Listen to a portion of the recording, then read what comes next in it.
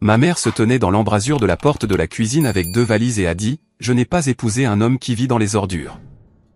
Elle portait la robe bleue qu'elle gardait pour l'église et les entretiens d'embauche, celle qui signifiait qu'elle voulait être vue comme quelque chose de mieux que ce dans quoi elle se trouvait. Mon père était à la table de la cuisine, encore dans ses bottes de travail, de la graisse sous les ongles, mangeant du chili réchauffé d'une marmite que je l'avais vu cuisiner la veille. Il n'a pas levé les yeux. Il n'a pas discuté. Il ne lui a pas demandé de rester. Il a pris une autre bouchée de chili et a dit « Conduis prudemment, Diane ». Mon frère Kyle, âgé de 16 ans, se tenait derrière elle avec son sac à dos sur une épaule et les yeux fixés au sol. Il ne m'a pas regardé non plus. Il n'a pas dit au revoir. Il l'a suivi par la porte d'entrée jusqu'à la Honda Civic de sa sœur et le long de l'allée de gravier qui s'éloignait de notre maison et de la case de 6 acres où mon père avait travaillé chaque jour de sa vie depuis l'âge de 22 ans. J'avais 14 ans.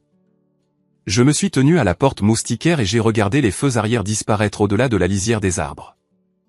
C'était tout. C'est la nuit où ma famille s'est brisée en deux. Pas de cris, pas de porte qui claque, pas de confrontation dramatique. Juste une femme en robe bleue quittant un homme qui triait le métal pour vivre et un garçon choisissant de la suivre parce qu'il était assez âgé pour être gêné et trop jeune pour savoir que la gêne n'est pas la même chose que le jugement. Je suis resté. Je ne sais pas exactement pourquoi. J'avais 14 ans, et les jeunes de 14 ans ne prennent pas de décision philosophique sur la loyauté. Je suis resté parce que le chili était chaud et la maison était familière et mon père se tenait derrière moi avec sa main sur mon épaule, et cela semblait être la seule chose solide dans un monde qui venait de basculer sous mes pieds. Je suis resté parce que quelque chose en moi, quelque chose que je ne pouvais pas nommer et que je ne comprendrais pas avant 19 ans, savait que l'homme qu'il laissait derrière eux n'était pas ce qu'il disait qu'il était.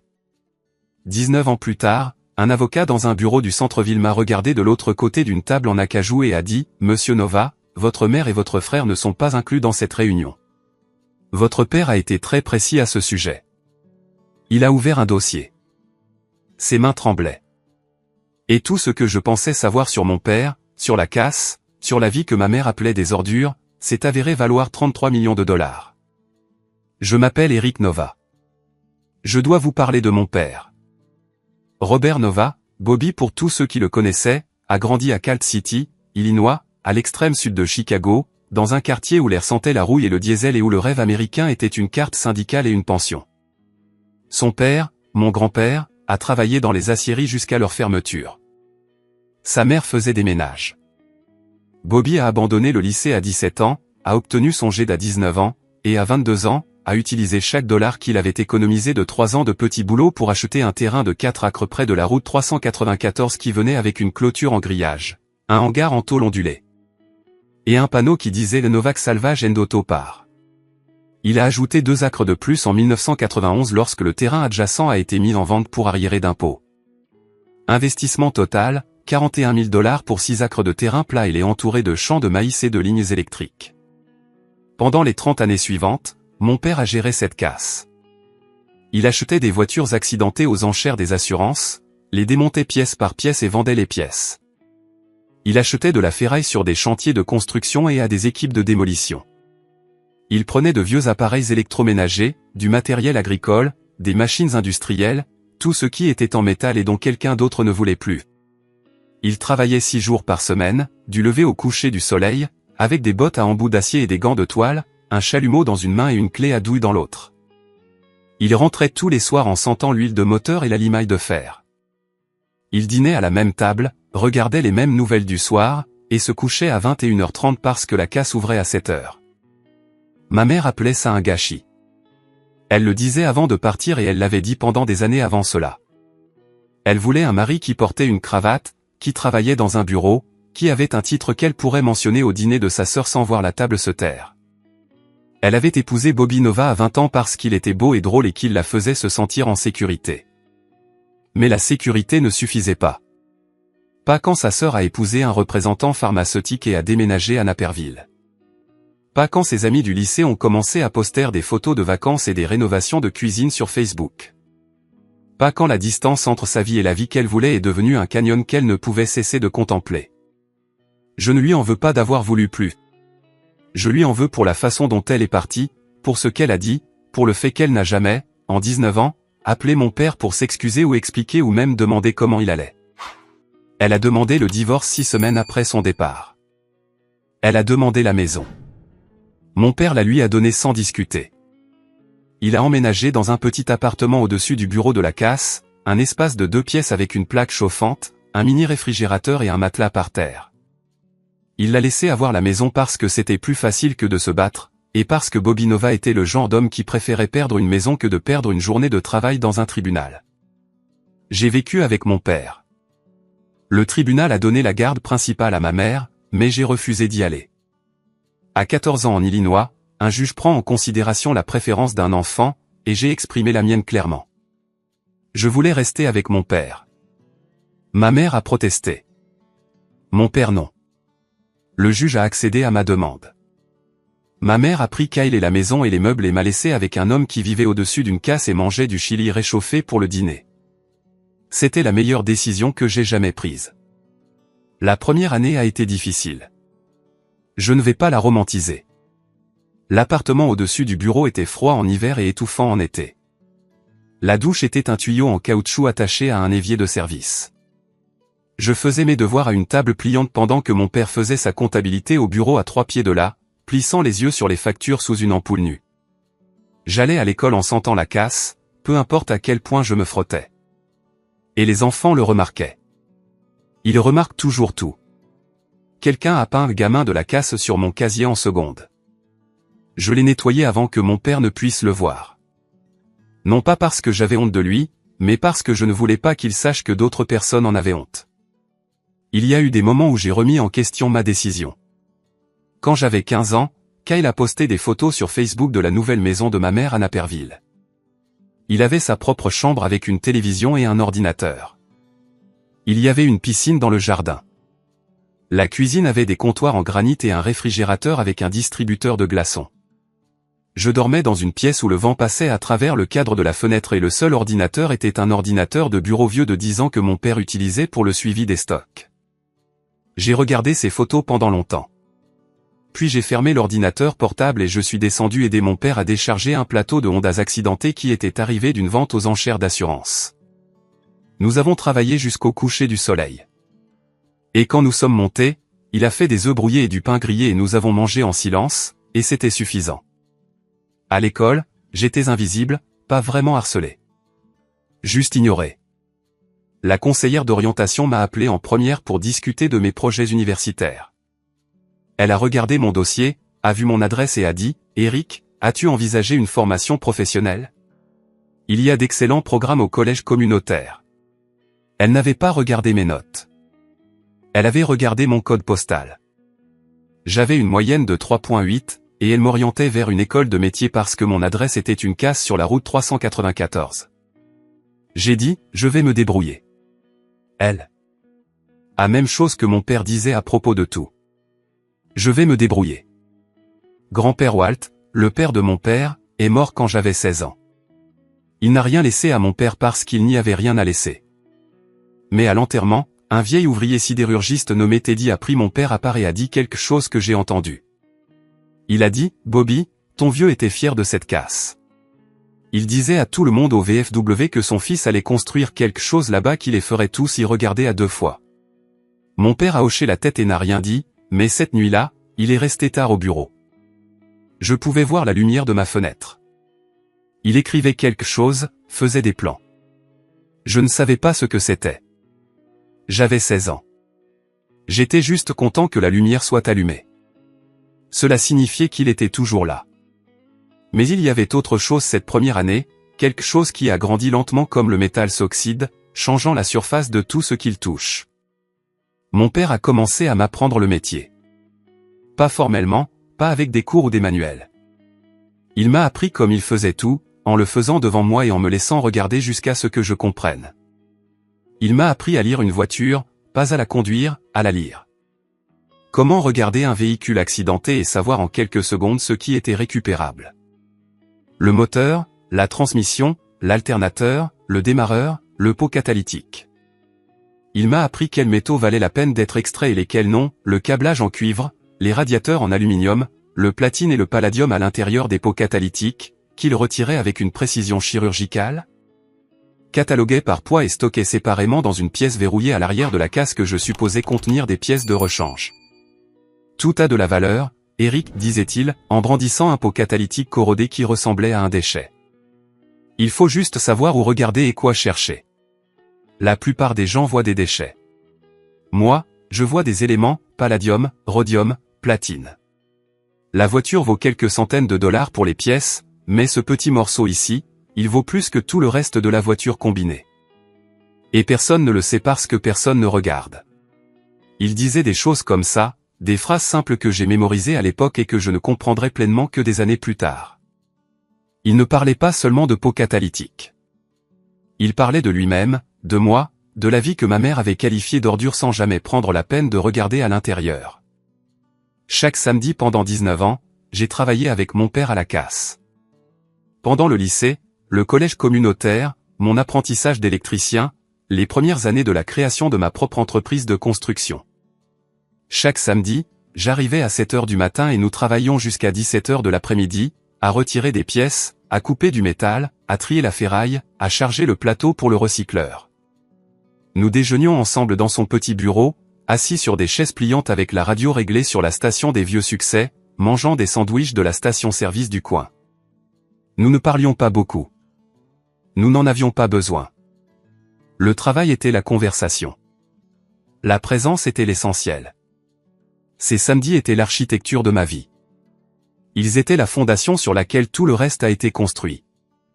Quand j'étais stressé par un travail ou inquiet pour l'argent ou seul de la manière spécifique dont un homme qui a grandi dans une casse est seul, tout ce que j'avais à faire était de conduire jusqu'à la route 394, de franchir ses portes, de prendre une clé et de commencer à retirer des pièces. Le rythme du travail m'apaisait. Le son du métal sur le métal, l'odeur de l'huile et de la rouille, le poids d'une transmission dans mes bras. C'était de la méditation. C'était une thérapie. C'était l'église. Certains de mes meilleurs souvenirs sont les plus simples. Un mardi de février 2012, quand une tempête de neige a coupé le courant et que nous avons travaillé dans la casse avec des lampes de poche et un générateur, riant de l'absurdité de la situation, notre souffle se cristallisant dans l'air. Un samedi de juin 2015, quand un client est arrivé avec une Camaro SS de 1969 qui avait été emboutie par l'arrière. Et mon père s'est tenu là, la regardant comme certains hommes regardent les couchers de soleil et a dit, c'est dommage. C'était une belle voiture. Il a passé 3 heures cet après-midi-là à retirer soigneusement la partie avant intacte, le tableau de bord, les sièges et le moteur, préservant tout avec une tendresse que je ne lui avais jamais vu montrer envers quoi que ce soit d'autre que moi. Il a vendu ses pièces au cours de l'année suivante à des collectionneurs pour plus que la valeur de la voiture entière. Un samedi d'octobre 2020, 2 semaines après son premier diagnostic de cancer. Il était fatigué, se déplaçait plus lentement, mais il était là. Nous avons travaillé côte à côte, à déshabiller une flotte de camionnettes de livraison à la retraite. Et pendant le déjeuner, il m'a regardé et m'a dit, juste comme ça, « Eric, merci d'être resté. » C'était la seule fois en 19 ans qu'il l'a dit directement. J'ai dit, où d'autre serais-je? Il a hoché la tête. C'était toute la conversation. 6 mots de lui. 5 de moi. C'était suffisant. Mon père n'était pas un grand parleur. Il était un observateur. Il remarquait tout. Quelles casses faisaient faillite et vendaient leur inventaire à bas prix? Quelles entreprises de démolition prenaient des raccourcis pour l'élimination de la ferraille? Quels métaux avaient une tendance à la hausse des prix et lesquels baissaient? Il lisait les publications spécialisées comme d'autres hommes lisent les pages sportives. Il pouvait citer les prix au comptant du cuivre, de l'aluminium et de l'acier comme un courtier en bourse cite le Dow Jones. Il connaissait le marché du recyclage comme il connaissait chaque clé de sa boîte à outils, intimement, précisément, après des décennies d'utilisation quotidienne. Il lisait aussi, je l'apprendrai plus tard, quelque chose de complètement différent, les annonces immobilières, les registres fiscaux du comté, les procès-verbaux du conseil de zonage, les plans de développement des infrastructures. Il les lisait la nuit après que je sois rentré chez moi dans son appartement au-dessus du bureau sous cette ampoule nue avec la même concentration silencieuse qu'il apportait à tout. Je ne savais rien de tout cela. Ni la salle de stockage de métaux, ni l'immobilier, ni les plans qu'il faisait. Je connaissais mon père comme un homme qui possédait une casse, y travaillait honnêtement, vivait simplement et ne se plaignait jamais de la femme qu'il avait quittée ou du fils qu'il avait suivi. Kyle et moi ne nous sommes pas parlé pendant les 5 premières années après la séparation. Il était à Naperville avec ma mère, allant dans un bon lycée, jouant au football, sortant avec des filles qui ne savaient pas que son père triait la ferraille pour vivre. Ma mère s'est remariée en 2008. Un homme nommé Gérald qui vendait des dispositifs médicaux, conduisait une Lexus et n'avait jamais eu de graisse sous les ongles. Kyle a pris le nom de famille de Gérald pendant un certain temps, puis l'a repris après que le mariage se soit effondré 3 ans plus tard.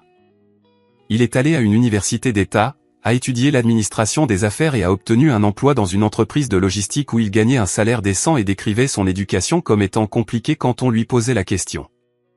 Il m'a appelé une fois en 2012, quand il avait 24 ans et moi 22. Il a dit qu'il voulait renouer le contact. Nous nous sommes rencontrés dans un restaurant à mi-chemin entre son appartement et la casse. C'était gênant. Il a demandé des nouvelles de papa. J'ai dit que papa allait bien. Il a demandé des nouvelles de l'entreprise. J'ai dit que l'entreprise allait bien. Il a demandé si papa parlait de lui. J'ai dit non parce que c'était la vérité. Mon père ne mentionnait jamais Kyle. Pas par colère, mais par quelque chose de plus silencieux. Une porte qui avait été fermée si doucement que vous ne pouviez même pas dire qu'elle était fermée jusqu'à ce que vous essayiez de la franchir. Kyle n'a pas visité la casse. Il n'a pas appelé papa. Il n'a pas envoyé de carte d'anniversaire, de SMS de Noël ou de courriel. La reconnexion a duré le temps d'un déjeuner au restaurant, puis s'est dissoute dans le silence. Ma mère était pire. En 19 ans, elle a contacté mon père 3 fois. La première fois en 2009, lorsque l'entreprise de dispositifs médicaux de Gérald a connu des difficultés et qu'elle avait besoin d'argent. Elle a appelé la ligne fixe de la casse et a demandé $8 000 à Bobby. Il lui a viré l'argent le lendemain. Elle n'a pas dit merci. La deuxième fois en 2014, lorsque Kyle avait besoin d'aide pour une caution sur un appartement. Elle a rappelé. Mon père a envoyé $3 000. Aucun accusé de réception. La troisième fois en 2019, lorsqu'elle a eu besoin d'une chirurgie dentaire que son assurance ne couvrait pas. Mon père a payé la facture de $11 000 sans hésitation.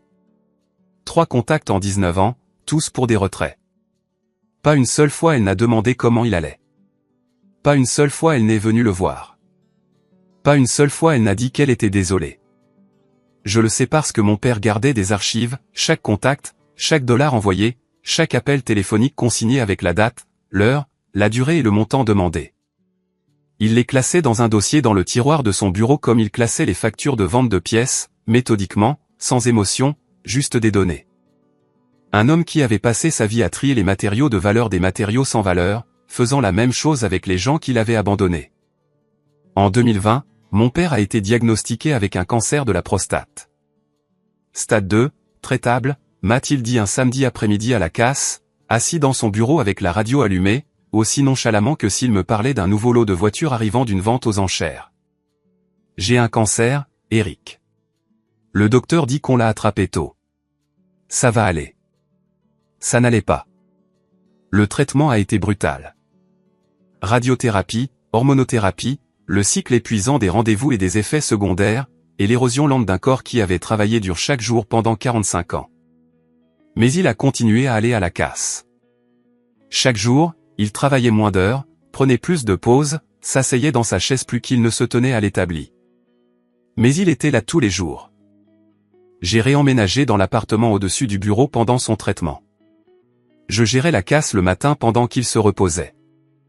Je le conduisais à ses rendez-vous. Je lui préparais le dîner sur la plaque chauffante, un vrai dîner, pas des sandwichs de station-service, car quelque part au cours des 19 années précédentes, j'avais appris à cuisiner. Et quelque part dans le processus de voir mon père affronter le cancer seul, j'avais appris que nourrir quelqu'un est la forme d'amour la plus fondamentale qui soit. Il est entré en rémission en 2021. Pendant un an, les choses ont semblé presque normales.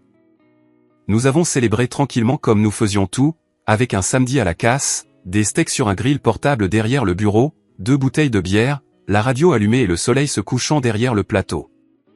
Il m'a regardé ce soir-là avec une expression que j'avais rarement vue sur son visage. Pas le bonheur, exactement, mais la satisfaction. La satisfaction d'un homme qui avait construit quelque chose de ses mains et avait survécu assez longtemps pour le voir debout. Le cancer est revenu en 2023. cette fois, métastatique de stade 4. L'oncologue était une jeune femme qui parlait avec précaution, comme le font les gens lorsqu'ils annoncent une nouvelle qui va réorganiser la vie de quelqu'un. Elle a utilisé des mots comme palliatif, qualité de vie et le rendre confortable. Mon père a tout écouté, a hoché la tête et a dit, combien de temps? Le médecin a dit, peut-être 1 an avec traitement, peut-être moins 100. Mon père a dit, j'ai du travail à finir. Il a travaillé encore 11 mois, tous les jours. Même quand il pouvait à peine se tenir debout, même quand les analgésiques faisaient trembler ses mains et brouillaient sa vision, même quand je le suppliais de se reposer, de prendre un jour de congé. De s'asseoir dans l'appartement et de regarder la télévision comme une personne normale face à ce qu'il affrontait, il secouait la tête et disait, la casse ne se gère pas toute seule, Eric. Mais de plus en plus, le travail qu'il faisait n'était pas le travail de la casse. Il était à son bureau, passant en revue des dossiers, passant des appels que je ne comprenais pas à des gens que je ne connaissais pas, travaillant sur quelque chose qui n'avait rien à voir avec les opérations quotidiennes de l'entreprise. Des documents juridiques, des états financiers, des levées de terrain, des appels à Arthur Brennan qui duraient 1 heure ou plus derrière une porte fermée. Quand je lui demandais ce qu'il faisait, il disait de la paperasse, les trucs ennuyeux. Il souriait en le disant. La seule fois où il a souri ces derniers mois, c'est quand il travaillait sur ce qu'il y avait dans ses dossiers. Je réalise maintenant qu'il terminait l'architecture, mettait les dernières pièces en place, s'assurant que chaque fiducie était financée, chaque document signé, chaque acre comptabilisé. Il construisait son héritage de la même manière qu'il construisait tout le reste, soigneusement, complètement, sans rien laisser au hasard et sans gaspiller de matériel. Ma mère et Kyle sont apparus en janvier 2024. 19 ans de silence, et ils se sont présentés à l'hôpital où mon père passait ce que nous savions tous les deux être ces dernières semaines. J'étais dans le couloir en train de prendre un café quand je les ai vus. Ma mère était plus âgée, plus mince, avec la posture soignée d'une femme qui avait passé 2 décennies à prétendre que son premier mariage n'avait jamais eu lieu. Kyle avait 36 ans, plus grand que dans mon souvenir, portant un blazer et l'expression inconfortable d'un homme qui sait qu'il est quelque part où il n'a pas sa place. Ma mère a dit, « Eric, nous avons entendu parler de ton père. » J'ai dit, « Tu as entendu parler de lui il y a 19 ans, maman. Tu ne t'en es juste pas soucié jusqu'à maintenant. Ce n'est pas juste. C'est pour ça que tu es là. » Pour être juste, Kyle s'est avancé. Je suis toujours son fils, Eric. Tu n'as pas été son fils depuis que tu es sorti de cette maison avec un sac à dos sur l'épaule sans te retourner. Tu ne peux pas être son fils maintenant parce qu'il est en train de mourir. Ce n'est pas comme ça que ça marche. Ils sont allés dans sa chambre quand même. Je ne les ai pas arrêtés. Mon père était réveillé. Il a regardé ma mère, puis Kyle, puis moi. La pièce était silencieuse, à l'exception des moniteurs et du bruit de Kyle se balançant d'un pied sur l'autre. Mon père m'a regardé et a dit, clair et constant, malgré la morphine. Ceux qui restent sont ceux qui héritent. Souviens-toi de ça. Il a fermé les yeux. Ma mère s'est mise à pleurer. Kyle est resté là, les mains dans les poches, fixant le sol. Ils sont partis 20 minutes plus tard. Mon père n'a pas rouvert les yeux pendant leur présence. Il est mort le 6 février 2024. Un mardi matin. Je lui tenais la main. La pièce était silencieuse, à l'exception des moniteurs et du son de ma propre respiration. Il n'avait pas parlé depuis 2 jours. Mais dans la dernière heure, sa prise s'est resserrée une fois, à peine, une pression si faible qu'une infirmière l'aurait manqué. Je ne l'ai pas manqué. J'avais passé 19 ans à apprendre à remarquer les choses que les autres ignorent. Les moniteurs sont devenus plats. L'infirmière est entrée, a vérifié son pouls et a noté l'heure, 6h47. La casse ouvrait à 7h. Il a failli y arriver.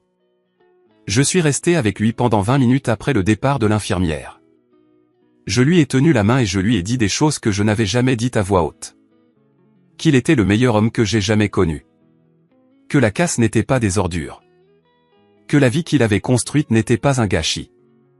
Que chaque samedi, chaque sandwich, chaque déjeuner silencieux avec la radio allumée était une brique dans la fondation de ce que j'étais devenu. Je lui ai dit que je m'occuperais de la casse. Je lui ai dit que je m'occuperais de tout.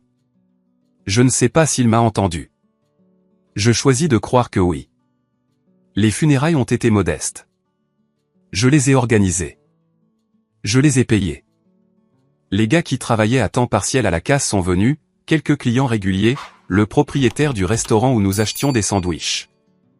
Une femme du bureau du greffier du comté qui connaissait mon père depuis des années, mais dont je ne comprendrai l'importance que plus tard. Ma mère et Kyle sont venus. Ils se sont assis au fond. Ils ne m'ont pas parlé. Ils n'ont pas parlé du tout. 3 semaines plus tard, j'ai reçu un appel d'un homme nommé Arthur Brennan. Il s'est présenté comme l'avocat de mon père et m'a demandé de venir à son bureau au centre-ville de Chicago pour la lecture du testament. J'ai dit, je ne savais pas que mon père avait un avocat. Il a dit, votre père avait beaucoup de choses que vous ne saviez pas, monsieur Nova. C'est un peu le but. J'ai posé des questions sur ma mère et Kyle. Arthur a dit, les instructions de votre père sont explicites. Cette réunion est pour vous seul. Votre mère et votre frère ne sont pas inclus dans la procédure. J'ai conduit jusqu'au centre-ville un jeudi matin. Le bureau d'Arthur Brennan se trouvait au 31e étage d'un immeuble sur la Salle Street. Bois sombre, fenêtre du sol au plafond, le genre de bureau qui facture $400 de l'heure et qui gagne chaque centime. Arthur avait environ 60 ans, les cheveux argentés, précis dans ses mouvements, avec le discours mesuré d'un homme qui avait passé des décennies à choisir ses mots comme un chirurgien choisit ses instruments. Il m'a serré la main et a dit, « Votre père était le client le plus remarquable que j'ai jamais représenté. Veuillez vous asseoir. » Il a ouvert un dossier. J'ai remarqué ses mains. Elles tremblaient. Pas à cause de l'âge, ni de la caféine, mais à cause d'autre chose. Le poids de ce qu'il s'apprêtait à dire, ou peut-être l'incrédulité qui le frappait encore après toutes ces années, qu'un homme qui triait la ferraille en bottes à embout d'acier avait discrètement amassé une fortune que la plupart de ses voisins de la Salle Street envieraient. Arthur m'a versé un verre d'eau. Je n'en avais pas demandé. Il l'a versé parce qu'il savait que j'en aurais besoin. La première chose que vous devez savoir, a-t-il dit, concerne la pièce verrouillée. La pièce verrouillée à l'arrière de la casse. Celle avec la porte en acier renforcé et le cadenas à combinaison que mon père changeait tous les 6 mois. Celle devant laquelle j'étais passé un millier de samedis sans jamais demander ce qu'il y avait à l'intérieur. J'avais supposé qu'elle contenait des pièces de rechange, un surplus d'inventaire, peut-être du matériel trop précieux pour être laissé à l'air libre. Mon père ne m'avait jamais proposé de me la montrer, et je n'avais jamais demandé parce que la règle tacite de notre relation était que je lui faisais entièrement confiance, et qu'il me dirait ce que j'avais besoin de savoir quand j'en aurais besoin. Arthur a exposé l'histoire, la vraie histoire. Celle à côté de laquelle j'avais vécu pendant 19 ans sans la voir. La pièce verrouillée à l'arrière de la casse. Celle que je pensais contenir des pièces de rechange. Elle ne contenait pas de pièces de rechange. Elle contenait du métal, pas de la ferraille, du métal précieux. Pendant 30 ans, mon père avait systématiquement extrait et raffiné des métaux de grande valeur des véhicules et des machines qui passaient par sa casse. Les pots catalytiques produisaient du platine, du palladium et du rhodium, des métaux dont la valeur avait grimpé en flèche au cours des 2 dernières décennies. Le câblage en cuivre retiré à la main de chaque véhicule était nettoyé, classé et stocké. Les circuits imprimés des voitures plus récentes étaient dépouillés de leur or, de leur argent et de leur palladium. Les machines industrielles qui arrivaient pour la mise à la ferraille contenaient des composants en tungstène, cobalt, titane et autres métaux spéciaux que mon père identifiait, retirait, cataloguait et stockait avec la même précision qu'il apportait à tous les autres aspects de son travail. Il ne les vendait pas tout de suite. Il les stockait année après année, tonne après tonne, dans une pièce climatisée derrière une porte en acier renforcé devant laquelle j'étais passé 1000 fois sans jamais demander ce qu'il y avait à l'intérieur. Il attendait que les prix atteignent leur maximum, vendait par lot stratégique par l'intermédiaire d'un négociant en métaux précieux agréé en Indiana, et réinvestissait les produits. Arthur Brennan gérait la partie financière. Le négociant en métaux précieux, un homme nommé Frank Corgan, qui achetait à mon père depuis 1998, a confirmé la longue relation et le volume stupéfiant, la valeur actuelle des métaux stockés et les produits d'investissement accumulés, 9,2 millions de dollars. J'ai regardé fixement Arthur. Il n'avait pas fini. Les métaux n'étaient qu'une partie de l'histoire, a-t-il dit. L'actif le plus important est le terrain. Il s'est levé et s'est dirigé vers une carte accrochée au mur derrière son bureau. Je ne l'avais pas remarqué auparavant. C'était une carte d'arpentage du comté du corridor de la route 394 plastifiée avec des marques dessinées à la main à l'encre rouge et bleue. 7 parcelles entourées en rouge autour d'un bloc central de 6 acres entourés en bleu. Le bloc bleu était la casse. Les parcelles rouges étaient les terrains que mon père achetait discrètement depuis plus de 2 décennies. À partir de 1993, un an avant le départ de ma mère, mon père avait commencé à acheter les parcelles de terrain entourant la casse. C'étaient des terres agricoles bon marché, principalement des terrains vagues que personne ne voulait parce qu'ils étaient trop proches d'une casse et trop loin de tout le reste. Il les achetait lors de ventes pour arriérés d'impôts, lors de ventes aux enchères de succession, à des agriculteurs qui prenaient leur retraite et ne trouvaient pas d'acheteurs. Cette parcelle sur 15 ans, totalisant 112 acres. Il a payé entre 4 000 et 18 000 $ par parcelle. Investissement total en terrain, environ 67 000 $. Il a continué à acheter même pendant la récession. Arthur, a-t-il dit en 2008 à 2009, lorsque les prix des terrains dans ce corridor ont atteint leur plus bas niveau. Votre père a acheté 3 parcelles en 18 mois. Il m'a dit, Arthur, quand personne ne veut quelque chose, c'est à ce moment-là qu'il faut l'acheter, parce que quelqu'un le voudra un jour. Il faut juste être assez patient pour attendre. C'était l'homme le plus patient que j'ai jamais connu. Personne n'a remarqué. Personne ne s'en souciait.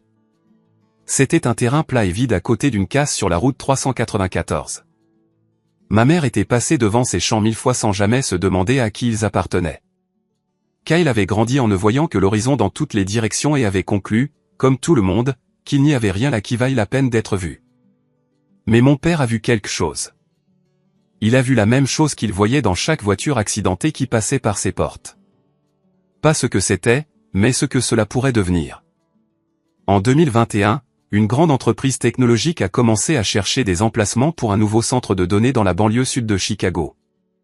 Ils avaient besoin d'un terrain plat, d'un accès aux infrastructures électriques, de la proximité des lignes de fibre optique et d'une superficie suffisante pour construire une installation qui servirait leurs opérations de cloud computing pour les 30 prochaines années. Le corridor le long de la route 394, avec ses connexions existantes au réseau électrique de l'ancienne ère industrielle et son accès direct à l'autoroute, était idéal. Les 112 acres de mon père se trouvaient en son centre. Arthur Brennan avait négocié avec l'équipe immobilière de l'entreprise technologique pendant 18 mois avant la mort de mon père. L'offre sur la table pour la casse et les 7 parcelles environnantes était de 24,1 millions de $. Arthur a fait une pause et a laissé le chiffre résonner dans la pièce. 24,1 millions de $ pour un terrain que mon père avait acheté pour 67 000 $ sur 15 ans d'accumulation patiente et invisible. Combiné avec le portefeuille de métaux précieux, la succession totale valait environ 33 millions de $. Votre père m'a demandé de vous dire quelque chose, a dit Arthur. Il a ouvert une enveloppe séparée et a lu à haute voix. La lettre était courte. Mon père n'était pas un homme de beaucoup de mots. Eric, je sais que tu pensais que je ne faisais que trier de la ferraille. Je triais notre avenir. Chaque pot catalytique, chaque acre, chaque samedi où tu es venu. Tout cela faisait partie de la même chose. Je n'ai pas construit ça pour l'argent. Je l'ai construit parce qu'un homme devrait laisser quelque chose derrière lui qui prouve qu'il a été là. Ta mère a dit que je ne serais jamais rien. Elle avait tort. J'étais quelqu'un chaque jour. J'étais ton père. C'était suffisant pour moi. Mais je voulais m'assurer que ce serait suffisant pour toi aussi. Ceux qui restent sont ceux qui héritent. Tu es resté. C'est à toi. Tout. Avec amour, papa. Je ne pouvais pas parler. Arthur est resté assis tranquillement en face de moi pendant que je tenais cette lettre et que j'essayais de respirer à travers la pression dans ma poitrine. Mon père, Bobby Nova, l'homme de la casse, l'homme que ma mère a quitté parce qu'il triait des déchets. Il avait construit 33 millions de $ à partir de voitures accidentées, de terrains vidés du genre de patience que la plupart des gens prennent pour de la résignation. Je suis retourné à la casse cet après-midi-là. Je me suis garé à ma place habituelle à côté du plateau et j'ai marché le long des rangées de véhicules déshabillés jusqu'à l'arrière de la propriété, la pièce verrouillée, la porte renforcée, le cadenas à combinaison. Je connaissais la combinaison maintenant. Arthur me l'avait donnée avec les clés, les numéros de compte, les documents de la fiducie et l'acte de propriété de chaque acre. J'ai ouvert la porte. La pièce mesurait 20 pieds sur 30, climatisée, avec des étagères industrielles le long de chaque mur.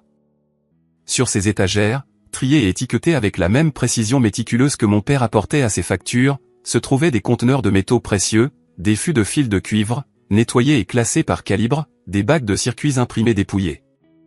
Des conteneurs scellés de matériaux de peau catalytique, chacun étiqueté avec la date d'extraction, la source du véhicule et la teneur estimée en métal. Des étagères séparées pour le produit raffiné.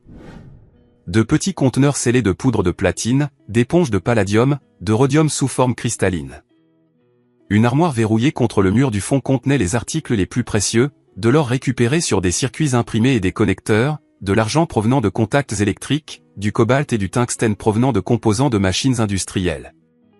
Je suis resté dans cette pièce pendant 1 heure. J'ai pris un conteneur de palladium et je l'ai tenu dans ma main. Il pesait moins d'1 livre. Il valait plus que le camion de mon père. J'ai pensé à chaque samedi matin que j'avais passé dans cette casse à retirer des pots catalytiques et à les jeter dans un bac sans savoir ce qu'ils contenaient. J'ai pensé à mon père penché sur un établi dans cette pièce après que je sois rentré chez moi, extrayant des métaux précieux à la main, grain par grain, once par once, construisant une fortune à partir des pièces que tout le monde jetait. Il m'avait dit 100 fois de 100 manières différentes, tout a de la valeur, Eric.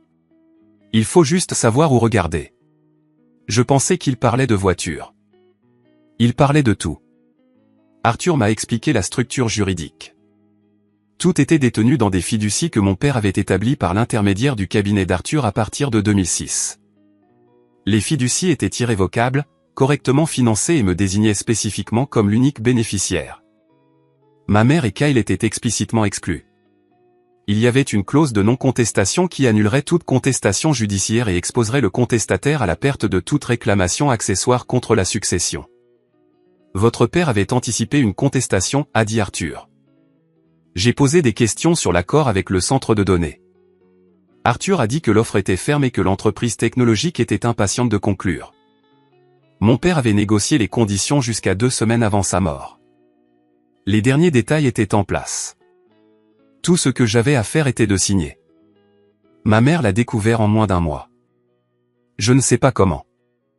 Peut-être que Kyle a entendu quelque chose d'un ancien voisin. Peut-être que le nom de ma mère a déclenché une notification dans un système de succession. Peut-être que quelqu'un aux funérailles a mentionné l'avocat. Quoi qu'il en soit, Kyle m'a appelé un dimanche soir de mars. Eric, que se passe-t-il avec la succession de papa? Maman a entendu dire qu'il y a une sorte d'accord foncier. C'est exact. Combien? Ce n'est pas ton problème, Kyle. Pas mon problème? Il était aussi mon père. Il était ton père quand tu avais 16 ans et que tu as quitté cette maison sans dire au revoir. Il a été ton père pendant les 19 années suivantes où tu n'as pas appelé, pas rendu visite, pas envoyé de carte pour son anniversaire. Il a été ton père quand il avait le cancer et que tu n'étais pas là. Il a été ton père quand il est mort et que je lui tenais la main et que tu étais assis au fond de l'église en train de regarder ton téléphone. Il a été ton père tout ce temps, Kyle. Tu ne le voulais juste pas jusqu'à ce que tu découvres qu'il valait quelque chose.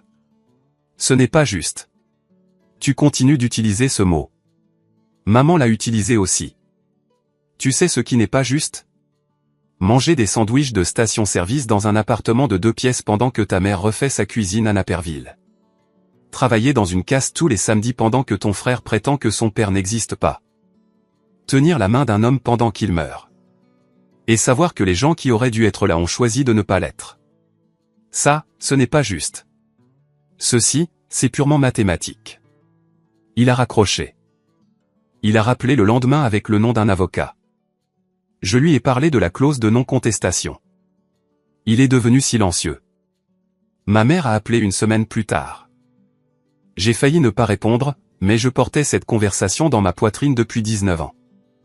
Et son poids était plus lourd que tout ce que j'avais jamais retiré d'une voiture accidentée.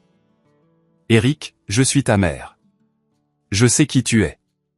Je veux comprendre ce qui se passe avec la succession de ton père. Ce qui se passe, c'est ce que papa voulait qu'il se passe. Il m'a tout laissé. La casse, le terrain, les métaux, les investissements, tout. Tu n'es pas incluse. Kyle n'est pas inclus. Il a été très précis. Ça ne peut pas être légal.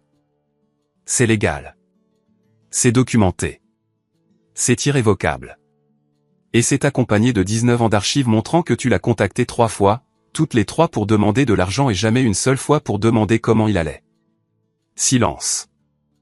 Je pouvais l'entendre respirer. Je pouvais entendre la télévision en arrière-plan.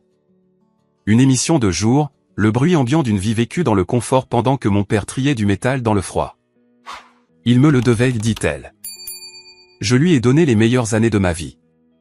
Tu lui as donné 12 ans, puis tu es parti, tu as pris son fils et tu l'as traité d'ordure.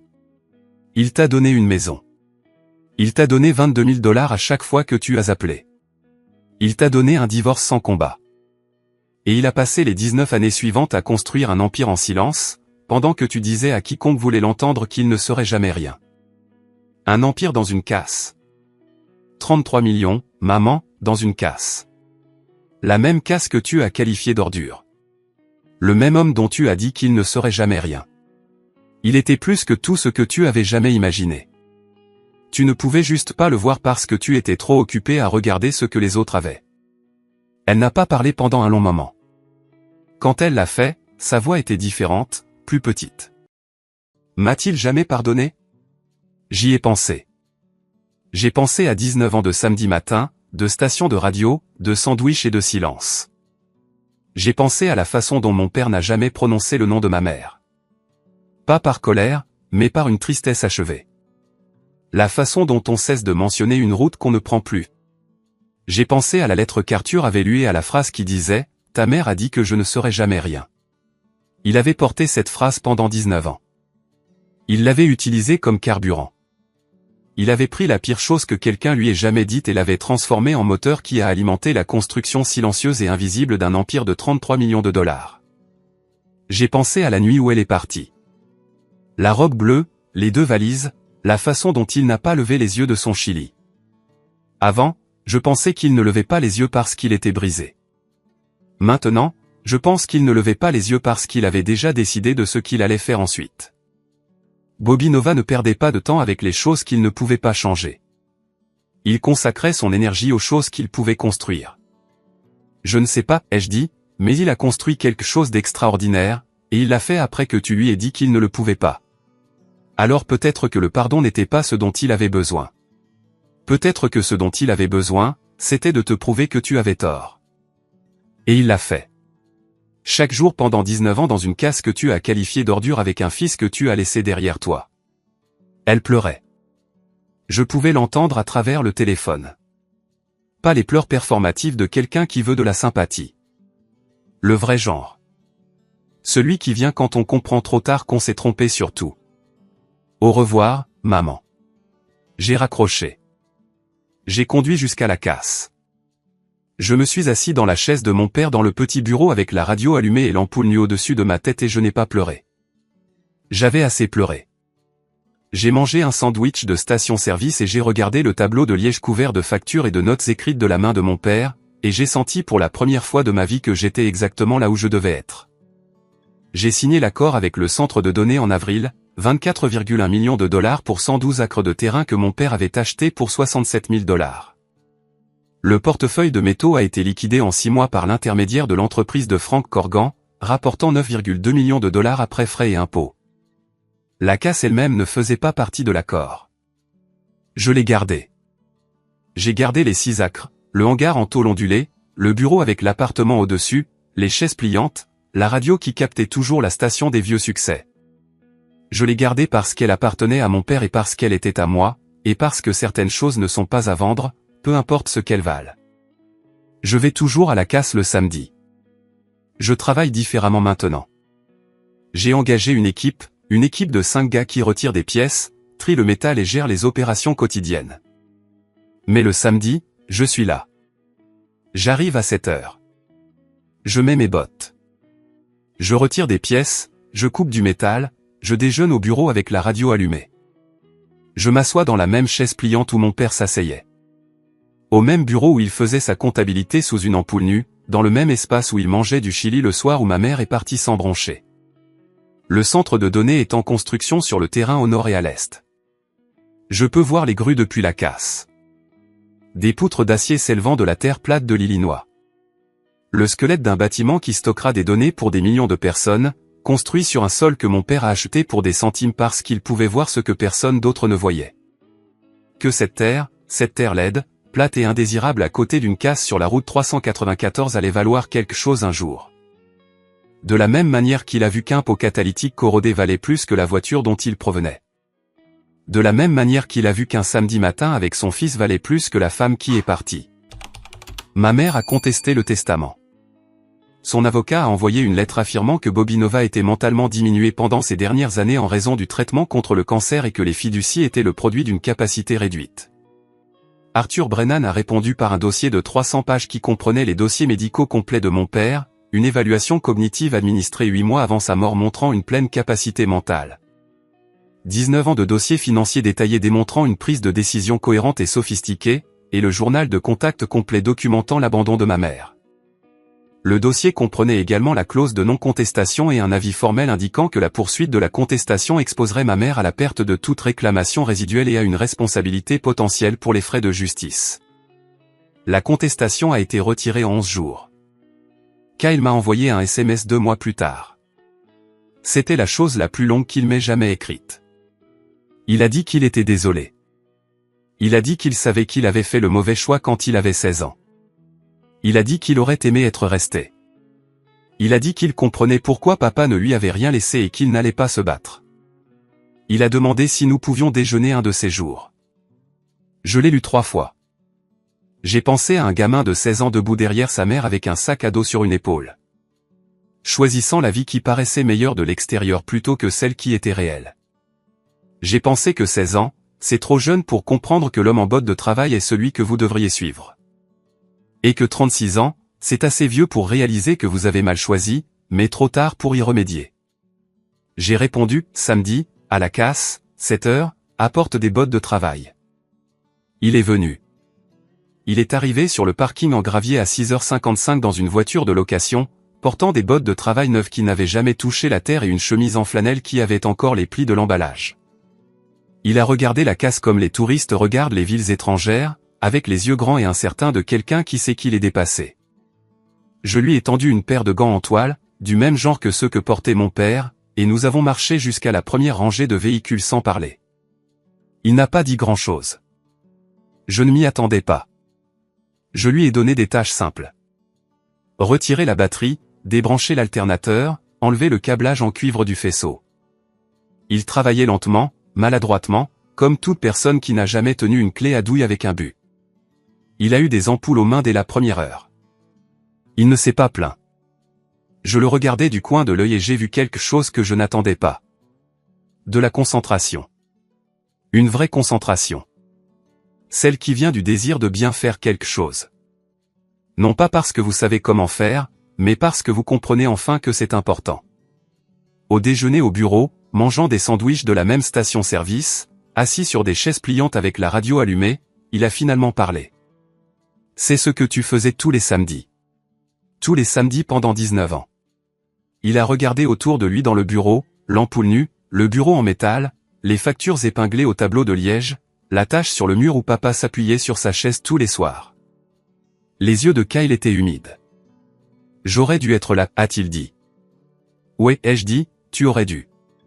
Nous avons mangé nos sandwichs. La radio jouait, et à l'extérieur de la fenêtre, au-delà de la clôture en grillage et des rangées de voitures déshabillées et de l'horizon plat de l'Illinois, les grues tournaient lentement contre le ciel, construisant quelque chose de nouveau sur un terrain que tout le monde pensait sans valeur. Mon père avait raison à propos du terrain, du métal, des pots catalytiques, du câblage en cuivre, des cartes de zonage et de la patience qu'il faut pour transformer le rien en quelque chose. Il avait raison sur tout. Mais la chose sur laquelle il avait le plus raison était la chose la plus simple qu'il m'ait jamais dite, ceux qui restent sont ceux qui héritent. Je suis resté non pas pour l'argent. Je ne savais pas pour l'argent. Je suis resté parce que le Chili était chaud et que l'homme qui l'avait fait était mon père. Et parfois, c'est suffisant. Parfois, rester est tout. L'acte entier. La mesure complète de qui vous êtes, de ce que vous croyez et du poids que vous pouvez porter sans vous briser. Mon père a porté le poids d'une casse, d'une famille brisée et d'une femme qui disait qu'il ne serait jamais rien. Il l'a porté pendant 30 ans. Il l'a porté silencieusement, sans se plaindre, sans demander de sympathie, sans dire à personne ce qu'il construisait en dessous. 33 millions de dollars dans une casse sur un terrain que personne ne voulait, dans du métal que personne ne valorisait. Construit par un homme que personne ne voyait, sauf moi. Je l'ai vu tous les samedis pendant 19 ans. C'est ça, l'héritage, pas l'argent, pas le terrain, pas l'accord avec le centre de données ou le portefeuille de métaux précieux ou les fiducies qu'Arthur Brennan a construites avec la précision d'un maître architecte. Le véritable héritage est ceci, j'étais là. Je me suis présenté. J'ai retiré des pièces, j'ai mangé des sandwichs et je me suis assis en silence avec un homme qui méritait mieux que ce que la vie lui a donné et qui a construit quelque chose d'extraordinaire malgré tout. Ceux qui restent sont ceux qui héritent. Je suis resté. Merci d'avoir parcouru ce chemin avec moi. Avant de partir, j'ai laissé 2 autres histoires ici sur votre écran. Toutes 2 d'hommes qui ont découvert que la famille n'est pas toujours celle dans laquelle on est. C'est celle qui vous soutient quand la vérité éclate. Cliquez sur celle qui vous interpelle. Et si vous voulez rejoindre notre communauté de personnes qui comprennent ce que c'est que d'être l'étranger qui regarde de l'extérieur, cette cloche de notification est votre invitation. Jusqu'à demain, rappelez-vous que votre histoire compte, même s'ils ont essayé de l'effacer.